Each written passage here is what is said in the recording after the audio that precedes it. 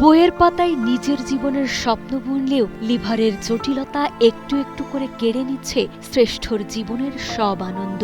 তৃতীয় শ্রেণীর এই ছোট্ট শিক্ষার্থীর দিনগুলো এখন আর বইয়ের পাতায় বা খেলার মাঠে কাটে না, বরং কাটে অসহ্য শারীরিক যন্ত্রণা আর হাসপাতালের বিছানায়। শৈশবের দুরন্তপনা ভুলে জীবন বাঁচানোর এক কঠিন লড়াইয়ে নেমেছে 9 বছর বয়সী এই শিশুটি। আমি তৃতীয় শ্রেণীতে পড়ি। আমার সমস্যার কারণে আমার বন্ধুদের সাথে খেলাধুলা করতে পারি না। বাগেরহাটের কচুয়া উপজেলার উত্তর বিশারখোলা গ্রামের দিনমজুর সুকুমার কীর্তনিয়ার ছেলে শ্রেষ্ঠ কীর্তনিয়া।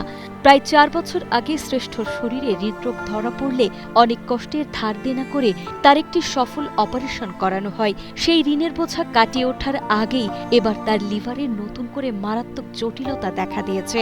পরিবারের একমাত্র সম্বল বসত ভিটাটুকু ছাড়া আর কিছুই অবশিষ্ট নেই। ফলে নতুন এই চিকিৎসার ব্যয়ভার বহন করা পরিবারের পক্ষে অসম্ভব হয়ে পড়েছে।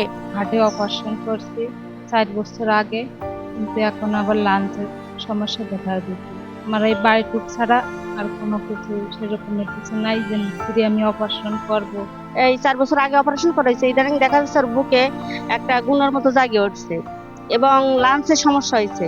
এখন পুনরায় ওর আবারই অপারেশন করা লাগবে, কিন্তু সেইটা করার সামর্থ্য তার মা বাবার নেই। চিকিৎসকরা জানিয়েছেন শ্রেষ্ঠকে বাঁচাতে হলে দ্রুত অপারেশন সহ উন্নত চিকিৎসার প্রয়োজন, যার জন্য প্রায় 5 লাখ টাকা লাগবে। কিন্তু একজন দিনমজুর বাবার পক্ষে এই বিপুল অঙ্কের অর্থ জোগাড় করা কোনোভাবেই সম্ভব নয়। 4 বছর আগে চিকিৎসায় ধার দেনা পরিশোধ করতেই যেখানে পরিবারটি হিমশিম খাচ্ছে, সেখানে নতুন এই খরচের ধাক্কায় তারা এখন দিশেহারা হয়ে পড়েছে। অসুস্থ হয়ে পড়ছে, এর জন্য আবার চিকিৎসার দরকার আছে, প্রয়োজন আছে। এরা অনেক গরিব, এগুলো অর্থ সম্পত্তি কিছু নেই, খাটে বেটে দিন আনে দিন খায়, এই অবস্থা আছেন। শারীরিক অনেক সমস্যা, আর্থিক অনেক সমস্যা আছে, যা 4-5 লক্ষ টাকার প্রয়োজন, যা তাদের পক্ষে এখন এটা চালানো অসম্ভব।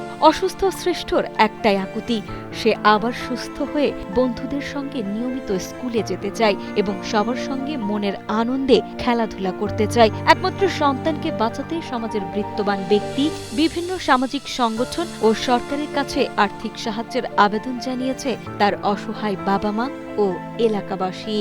যদি সরকার কিছু সাহায্য করে, ছেলেটার আমি তাহলে ফিরে সুস্থ করতে হবে।